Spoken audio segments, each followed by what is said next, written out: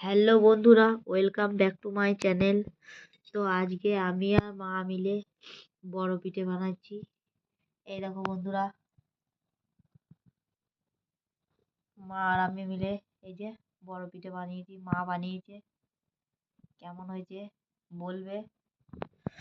তো মায়ের হাতে পিঠে এর স্বাদের কোনো ভাগ হবে না। এর স্বাদের একটা আলাদা রকম টেস্ট। সত্যি বন্ধুরা, যারা খেয়েছে তারাই জানে। তো বড় পিঠে খুবই ভালো লাগে আমাদের। অনেক দিন পর এই পিঠেটা বানানো হচ্ছে আমাদের বাড়িতে, 7-8 বছর পর। তো বাবা খেতে ভালোবাসতো বলে বানাতাম, কিন্তু বাবা আর নেই বলে বানানো হয় না। তো আজকে মা বলল বানা, আমরা সবাই খাবো। ওই জন্যে মা আমি মিলে এই পিঠেটা বানাচ্ছি। খুব আনন্দ করে এই পিঠেটা বানানো হলো। এবারে জলের মধ্যে ফেলে দেবো, গরম জলের মধ্যে ভেসে উঠবে, তখনই পিঠেটা রেডি হয়ে যাবে।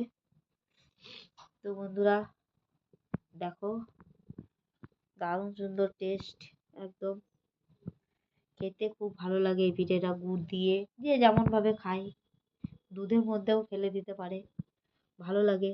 সেইভাবে খেলেও ভালো লাগবে। তারপরে আবার যদি তেলে ভাজা করেও খাই, সেটাও ভালো লাগবে।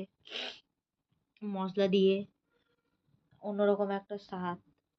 সত্যি বন্ধুরা, দারুণ খেতে। এই যে মা বানিয়ে, মা তাকাও। ঠিক আছে বন্ধুরা, আবার পরে কোনো দিন একটা ভিডিও নিয়ে আসবো। তো এখনকার মতো টাটা, শুভরাত্রি, সবাই ভালো থাকবে, টাটা।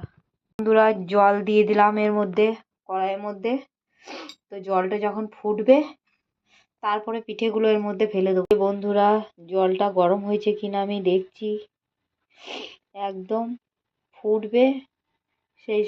সেই সময় পিঠেগুলো এর মধ্যে দিয়ে দেবো। দেখো জলটা কেমন ফুটছে, এই যেমন ফুটছে, এই সময় পিঠেগুলোকে ফেলতে হবে এক এক করে। পিঠেগুলো এক এক করে এই গরম জলের মধ্যে দিয়ে দিচ্ছি বন্ধুরা। দেখো এই যে এক এক করে দিয়ে দেবো, একটু পরই পিঠেগুলো ভেসে উঠবে।